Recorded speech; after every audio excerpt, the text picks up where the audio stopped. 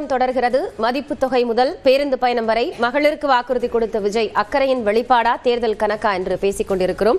திரு James Martin, ஏற்கனவே இருக்கக்கூடிய திட்டங்கள்லயே நிறைய நிதிச்சுமை நடைமுறை சிக்கல்கள் அப்படின்னு இருக்கு. ஒரு சினிமா பாணியில திரும்ப திரும்ப வந்து ஒரு டயலாக் மாதிரி மட்டுமே தாவேக தலைவர் பேசிவிட்டு போகிறார் அப்படிங்கிற குற்றச்சாட்டை அப்பாஸ் உட்பட சில பேர் வைக்கிறாங்க. எப்படி பாக்குறீங்க? இல்ல, அந்த குற்றச்சாட்டுகளுக்கு வந்து சொல்றதுக்கு முன்னாடி ஒரு நிதர்சனத்தை சொல்லிடுறேன். 2024 MP தேர்தல்ல இதே திமுக காங்கிரஸ் கூட்டணியில 75 ரூபாய்க்கு பெட்ரோல் தரோம், 500 ரூபாய் கேஸ் தரோம்னு சொன்னாங்க.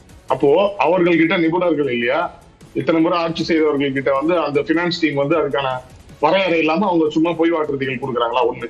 இன்னொன்னு பாத்தீங்கன்னா, இவர்கள் ஒரு திட்டம் கொண்டு வரும்போது அது வந்து பயனளிக்கிறது அப்படின்னு அளவுக்கு அதிகமா மார்க்கெட்டிங் பண்ணிட்டு சார் 2024 மக்களவை தேர்தலில் ஆட்சி அமைத்தது திமுக இல்ல சார், மோடி அரசு தானே சார். திமுக இல்ல, ஒருவேளை ஆட்சி அமைத்திருந்தால் அப்ப இப்ப சொல்லிருக்கலாமே, நாங்க ஒருவேளை வந்திருந்தா அமல்படுத்திருப்பாங்க சார், வாக்குறுதியை நிறைவேற்றி ஆகணும்ல. தமிழ்நாட்டுல நாங்க செய்ய மாட்டோம். இது ஒருவேளை காங்கிரஸ் வந்து மத்தியில வந்திருந்தாங்கன்னா அவங்க செஞ்சிருப்போம் சொல்லலாம். அப்போ இது வந்து எப்படின்னா மக்களை வந்து திசை திருப்பி வாக்குகளை சேகரிக்கிறதுக்கு வந்து உபயோகப்படுத்துறது. இப்ப இன்னொன்னு, இந்த திட்டங்களை விரிவாக்கப்படுத்துகிறோம்னு சொல்றாரு. அதே மாதிரி இவர்கள் மார்க்கெட்டிங் பண்ணக்கூடிய போது இவர்கள் எல்லாமே பயனடைஞ்சிட்டாங்க, பெண்கள் பயனடைஞ்சிட்டாங்க. அப்ப இதெல்லாம் கொடுக்கும்போது வந்து இது சரியில்லை, நிதி அறிக்கையை வந்து இவங்க பார்க்கல அப்படிங்கறது வந்து ஒரு காழ்ப்புணர்ச்சி தான். இது என்ன அப்படின்ற மாதிரி. மற்றபடி பாத்தீங்கன்னா இதுல நம்மளுடைய பட்ஜெட்ல பாத்தீங்கன்னா கிட்டத்தட்ட இதுக்கு முன்னாடி காலகட்டங்கள்ல எவ்வளவு திட்டங்கள் இருந்திருக்கு, அது கைவிடப்பட்டது. சரி சார், நீங்க எப்படி நீங்க எதுல இருந்து வித்தியாசப்படுறீங்க? நீங்க எப்படி அதை சாத்தியப்படுத்துவீங்கிறது தானே கேள்வியா இருக்கு. சாத்தியக்கூறுகள் வந்து உண்மையிலேயே வந்து என்ன அப்படின்னா, தமிழக மக்கள் கம்பேரிட்டிவ்லி இந்தியா வந்து அவங்களுடைய இன்கம் ரேஷியோ வந்து ஜாஸ்தியாவே ஆயிருக்கு. ஆனால் சிக்கல் இங்க என்ன அப்படின்னா, நிறைய வந்து பாத்தீங்கன்னா பட்ஜெட் வந்து போதுமான அளவுக்கு ரெவன்யூஸ் வந்து ஏற்படுத்துற மாதிரி இல்ல. இப்ப இங்க பாத்தீங்கன்னா வழியில தான் 70% இவங்க வந்து இன்னமும் இந்த அரசாங்கத்தை வந்து நம்பி நடத்திக்கிட்டு இருக்காங்க. ஆனால் அரசாங்கத்திற்கு வருமானம் வரக்கூடிய விஷயங்கள்ல வந்து இன்ஃப்ராஸ்ட்ரக்சர் டெவலப்மெண்ட் பண்ணாம இருந்ததுனாலதான் இந்த ஒரு சிச்சுவேஷன்.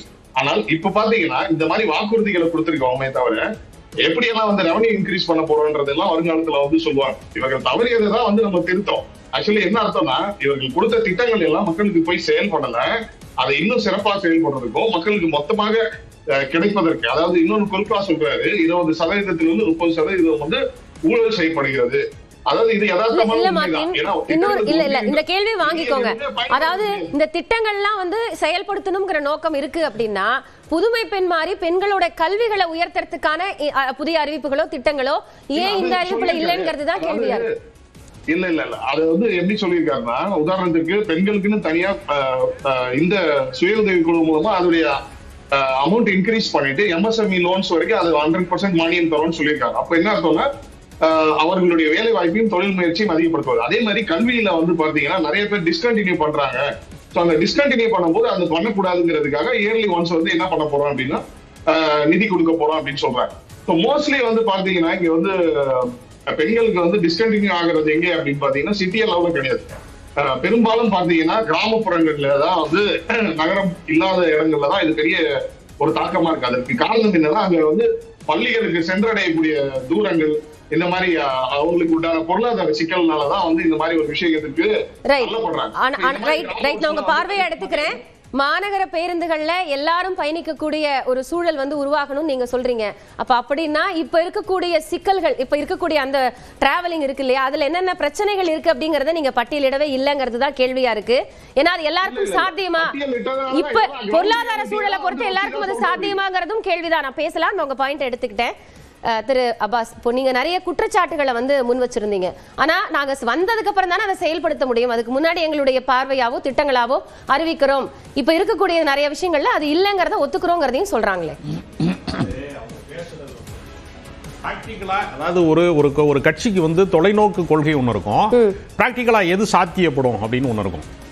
இப்போ அண்ணா காலத்துலேருந்தே அது உண்டு. 3 படி லட்சியம் 1 படி நிச்சயம்னு அண்ணா பேசினார் மேடைகளில். அது மாதிரி நடைமுறை சாத்தியத்துக்கு உட்பட்டு இப்போ வந்து பல திட்டங்களை அரசாங்கம் வந்து செய்கிறது. இப்போ சமத்துவபுரம் எல்லா கிராமப்புறங்கள்லையும் சாதிக்கு ஒரு தெரு இருக்கு, கோனார் தெரு, யாதவர் தெரு அப்படிலாம் இருக்கு. பெயர்கள் வந்து சாதி பெயர்களாக இருக்கு. அப்போ தனித்தனி இனக்குழுக்கள் மாதிரி வசிக்கிறாங்க சாதிகளில். அப்போ அவங்களுக்கெல்லாம் சமத்துவபுரத்தை கொண்டு வர வேண்டும் அப்படின்னு ஒன்று கலைஞர் ஒன்று யோசிக்கிறாரு. இப்போ விவசாயிகள் இதெல்லாம் நடைமுறை சார்ந்து யோசிக்கிறாங்க. அப்ப வந்து அரசாங்க தொகுப்பு வீடு கட்டி கொடுக்கும் போது நான் வேற சாதிக்காரன் பக்கத்து வீட்டில் இருக்கக்கூடாதுன்னு சொல்ல முடியாது இல்லையா?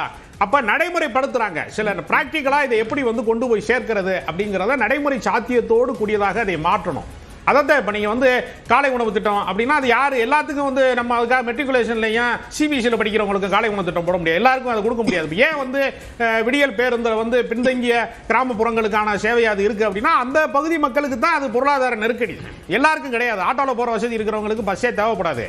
அப்ப யாரு பாதிக்கப்படுகிறார்கள், யார் பின்தங்கி இருக்கிறார்கள், யாருக்கு வந்து உதவி தேவைப்படுகிறதோ அவர்களை நோக்கிய பயணமாகத்தான் அதை செய்ய முடியுமே தவிர ஒட்டுமொத்தமா எல்லாருக்கும் செய்யறேன்னு சொல்றதுங்கிறது ஒரு சினிமா டயலாக் மாதிரி அடிச்சு விடலாம். எல்லாருக்கும் எல்லாம் அப்படிங்கிறது தானே அவங்களோட கான்செப்ட். அது வந்து இலக்குங்க, அது நடைமுறை சாத்தியப்படுத்துறதுல படிநிலை இருக்குல்ல. இவங்க சொல்றாங்கல்ல இடைநிற்றல்லாம், அதெல்லாம் இடைநிற்றல்லாம் இல்லாத நிலைமைக்கு ஏற்கனவே கல்வித்துறை வந்து ரொம்ப தீவிரமா செயல்பட்டு கொண்டிருக்கிறது பல திட்டங்களின் வழியாக. இப்ப நீ யோசிச்சு பாருங்க, உதாரணத்துக்கு சொல்றேன், ஆங்கில வழியில படிக்கணும், ஏழை குழந்தைகள் படிக்க முடியல அப்படின்னு ஒரு விஷயம் வருகிற போது மெட்ரிகுலேஷன்ல என் பிள்ளையை சேர்க்க முடியல அப்படின்னு சில பேர் ஆதங்கப்படுறாங்க. அப்ப அரசு பள்ளிக்கூடத்துல 2 மீடியமே வச்சுக்கோங்க, தமிழ் மீடியமும் இருக்கட்டும் ஆங்கில மீடியமும் இருக்கட்டும். அப்ப ஆங்கில வழியிலையும் அரசு பள்ளிக்கூடத்தில் படிக்கலாம், கட்டணம் இல்லாம படிக்கலாம். மெட்ரிகுலேஷன்ல தனியார் பள்ளியில கட்டணத்தோட படிக்கலாம். அப்ப பிராக்டிகலா எது சாத்தியப்படுமோ அதை நோக்கிய பயணம் என்பது ஒன்று இருக்கிறது. நீங்க கனவு திட்டமாக எதை வேண்டுமானாலும் சொல்லலாம்.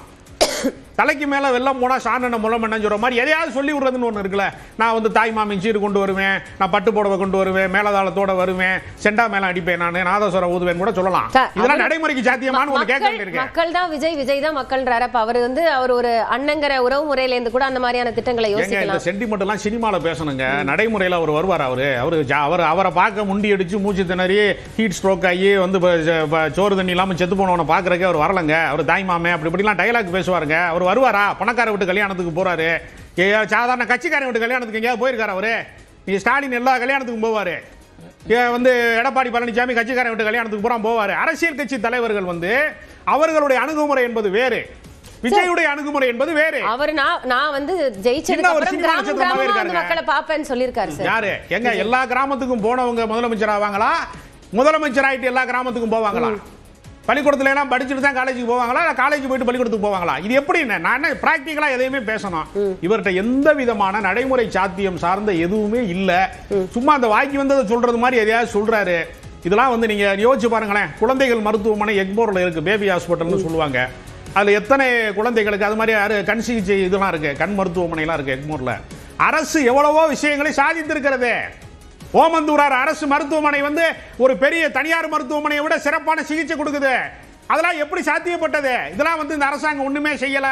அவர் இன்னொரு உலகமாக அவாண்ட போய் சொல்றாரு, 30% வரிய பூரா ஸ்டாலின் சார் ஓரம் அப்படி பாக்கெட்ல போட்டுக்கிறாருங்கிறாரு. என்ன சொல்றேன்னா, ஒரு குற்றச்சாட்டு சொன்னா அதை நீங்கள் நீதிமன்றத்தில் சந்திக்கணும், அதை வழக்கு போடணும், நிரூபிக்கணும். நீங்க அப்பதான் நீங்க அரசியல்வாதி. கதை சொல்றது காதுல பூச்சி சுத்துறதெல்லாம் கிடையாது. ஜெயலலிதா மேல குற்றச்சாட்டு சொன்னா நீதிமன்றத்தில் வழக்கு போட்டு அவங்களை தண்டிக்கிற வரைக்கும் திமுக வந்து அந்த பிரச்சனையை வந்து கொண்டு போய்